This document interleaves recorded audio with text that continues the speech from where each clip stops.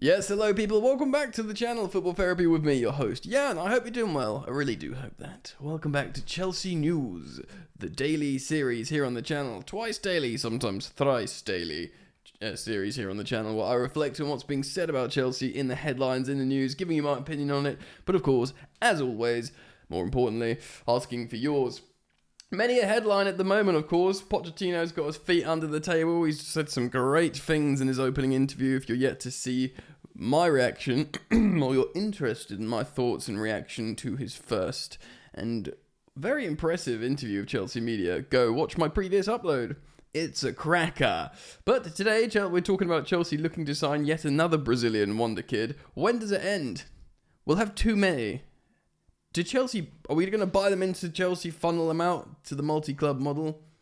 Is this for the greater good? We'll discuss that. We're also going to talk about a Guardian update on Vega, how we lost him, what's next, trying to re-sign Tino Livramento.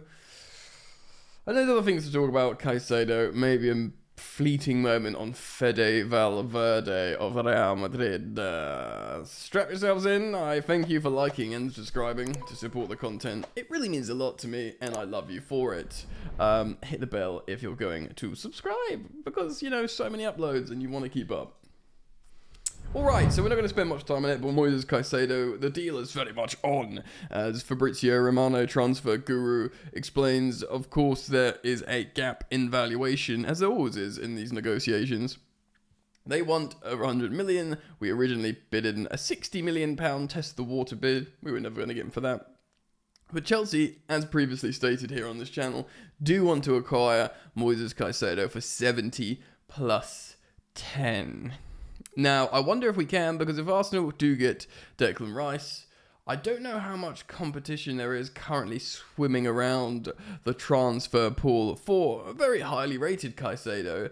Maybe Chelsea think, look guys, come on, we're friends, Brighton. We've given you horrendous amounts of money. We took a manager off you and his team for loads of money, and you somehow got better. We are your friends. We are your friends, you'll never be alone again. What a tune. So hopefully they do recognize that relationship and sell us Moises Caicedo. Of course, the updates will come soon. It's going to be an Ornstein bomb, do you know what I mean? Or Fabrizio Romano, here we go. It will probably come out of nowhere that we just agreed. But like I will say, you could put the farm on Caicedo signing for Chelsea, I think. And Chelsea moving forwards from there will look pretty darn secure. Or secure midfield trio. The Triforce. Where's my Triforce? The Triforce. Nkunku, Caicedo, and Enzo. And I would love that. That was lame. Right. I'm not going to spend much time on it, but I am going to reference it because it is in multiple headlines. People are aggregating some sort of Spanish outlet. I think it's called Defensa. Well, I tell you what, it's hard for them to Defensa this headline. Chelsea going to bid £106 million for Federico Valverde. Where's that come from? What do they need? Is it Mbappe money? What is this? What is this? I would understand the headlines or I would believe the element of the article saying that Pochettino loves Federico Valverde. He could play on the right wing and play the Christian Eriksen role from the Tottenham days of tucking in.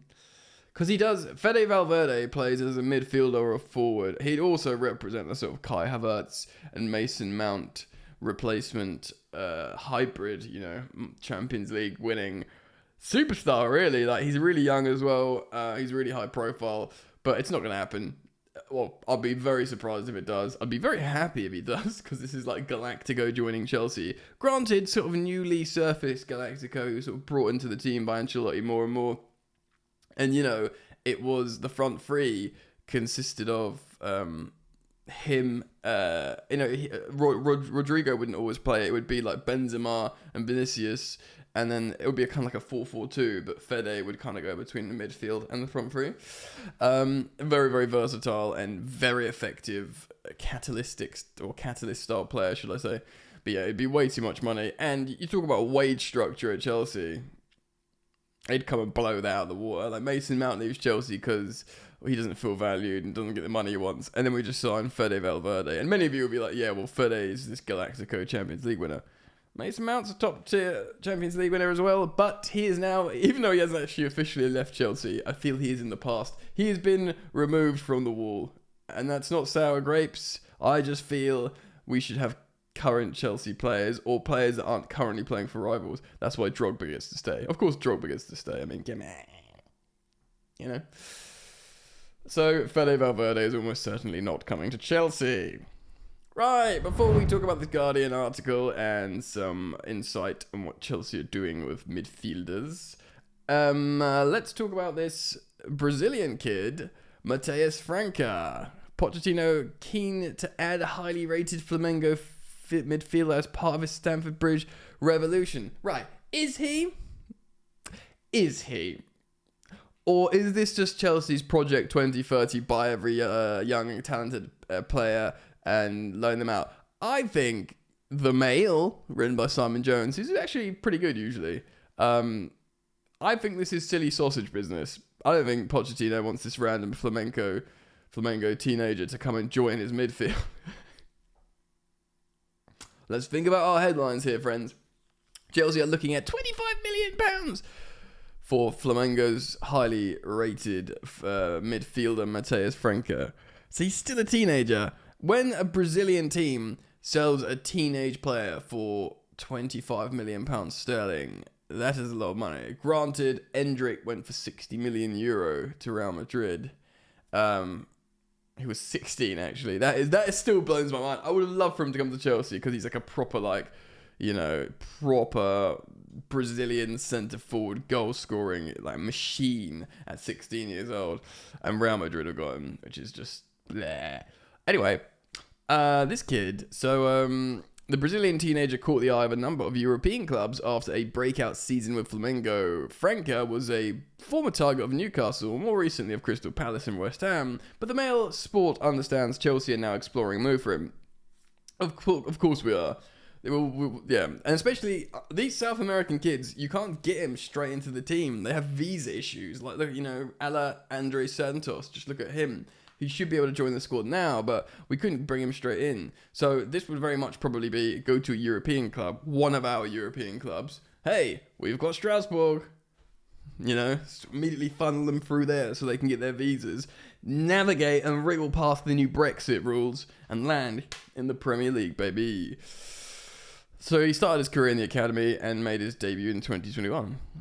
First team debut. But back in January, there were hands-off warning by Flamengo to Franco's suitors, but that could soften this summer for the right price, and that's 25 million quid, which is a lot for a Brazilian teenager. Yes. Back in January, the president of the club says, "We do not put Matheus Franco up for sale. He is not up for sale," which usually means he's pretty good. And the same month, Newcastle saw £13.5 million offer for him rejected. That's quite interesting that in January, Newcastle were looking for paying significant money for this kid, for this teenager. Wild, really. Meanwhile, Chelsea held talks with Southampton over a potential move for their former right-back, Tino Livramento. Would entail loaning him back. This is mental. Listen to this. Southampton value the 20-year-old at £38 million and have been rejecting offers from Newcastle over the past week. Of course, right. This is blowing my friggin' mind. Tino went on a free to Southampton as a teenager because he didn't want to. He didn't think he could get past Reece James, basically, as a young right back. And also, Tariq Lamptey leave for a similar reason. How is relegated Newcastle with Tino, who didn't really play much last season? I know he's injured and stuff. How is he worth 40 million quid now? Are you dizzy, fam? Are you dizzy, fam?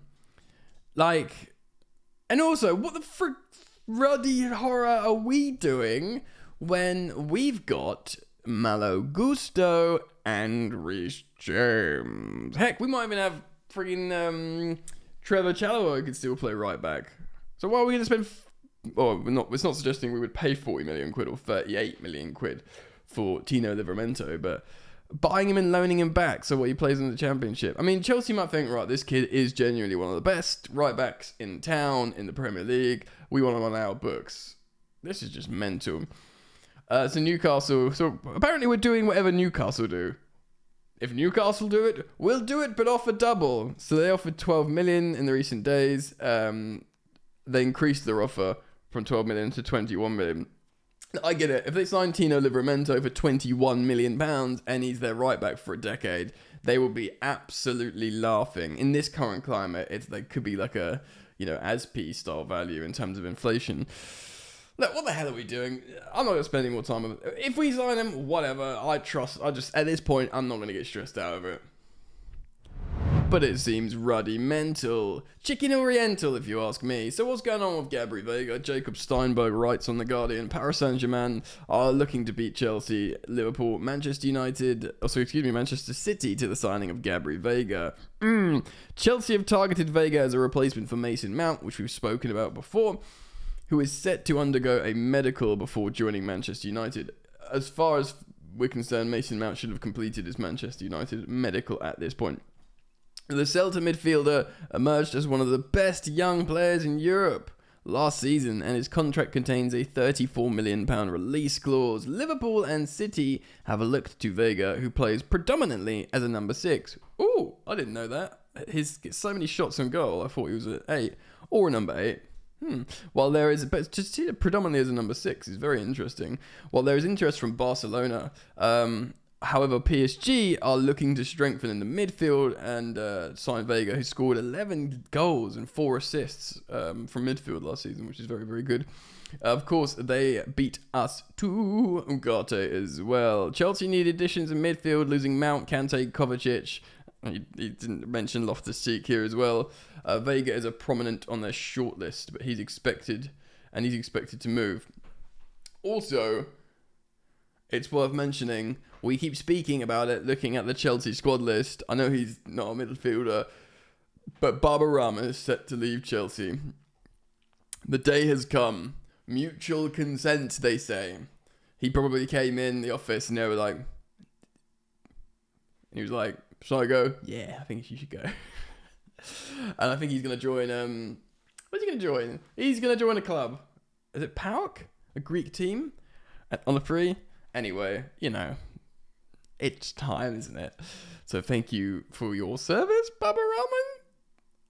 I'm Ron Burgundy. Chelsea's priority is to secure a deal for Brighton Hove Albion midfielder Moises Kaisado. There is a hope that £80 million, of course, the aforementioned 70 plus 10, would be enough to land the Ecuador midfielder. Chelsea have no interest selling Levi Colwill as part of the deal for Kaisado. And we want Levi Colwill to sign a new long-term deal. He will potentially sign said new long-term deal once he has held talks with Maurizio Pochettino. He's magic, because he wants to be ensured that he's going to play football. That's sort of been met with differing opinions in the Chelsea fan base, going, oh, you should, because Pochettino himself was once quoted, you don't sign for a club to play, you sign for a club to train. And then you train to play. So maybe this demands won't go well with the new culture of Maurizio Pochettino at Chelsea. But maybe just a look, Gaffer. Like, what's the plan here? If you think you can use me, I'm going to give you everything. Maybe there's a bit of that, we'll see. I certainly would like to keep him. I think he's very, very good. Chelsea are also interested in Romeo Lavia, who's expected to leave Southampton following their relegation. Yeah, well, if they quote 40 million quid for Livramento, apparently they want 45 million quid for Lavia. I think they're in Dreamtown. But then again, there was competition for Lavia. Arsenal, City have a buyback next summer, but they could be interested, I suppose. And Liverpool won him, and also Manchester United. So a lot of people, this is probably why they're quoting a lot for Romeo Lavia, because lots of clubs won him. Of course, Joe Shields took him from City to Southampton, and we now have Joe Shields. He wants to take him from Southampton to Chelsea. But of course, it's not just about scouting a player who you think's really good and got a high ceiling. It's about now, collecting the appropriate pieces for a plan that you've got You know, Chelsea are in the process of a major revamp of their squad and are looking to sell Pulisic. Lyon have made a £21.5 million bid, but the American winger wants to join Milan. Shut up! Go to Lyon. Go to Lyon. It's a big bid. We got a big sell-on clause, and then we can negotiate for Ryan Cerki. Chelsea could look to add more creativity, but by moving for the Lyon youngster Ryan Cerki. I understand why, look, I'm being a little bit silly here. I understand why Pulisic wants to go to Milan. Recent Scudetto winners, recent Champions League semi-finalists. He's got mates there in Tomori Giroud and Ruben Loftus-Cheek. So, of course, it will help him settle. Milan, I've never actually been to Milan, but I'm sure it's lovely. Great food, I hear. What's wrong with Lyon, though? You know? Go to Lyon. Brighton have identified Ajax's Calvin Bassey as an alternative to Colwill. Good. Get your alternative. He was joined Ajax from Rangers for £18 million last summer, or nearly £19 million. So that would cost some peas. Won't cost as much as Ruddy Levi Colwill. You know? They were willing to spend £40 million on Colwill, which granted is their transfer record. And to break your transfer record on a centre-back is telling. But still, kindly and respectively, you seagulls, you can shove one up your behind, mate. You ain't having our centre-back. Or certainly I hope not. I still have like this sort of underlying uncertainty and fear with Brighton that they're just going to come and like, you know, steal our happiness. Anyway, let me know what you think. Comment down below. I'll be very interested in learning your thoughts, feelings, and opinions on everything I've discussed in this video. Of course, developing stories are popping off all the ruddy time, so make sure you hit the bell when you subscribe. And I don't want you guys, because I don't want you guys to miss any content. Follow me on Instagram @FootballYannick. See you very soon. Goodbye.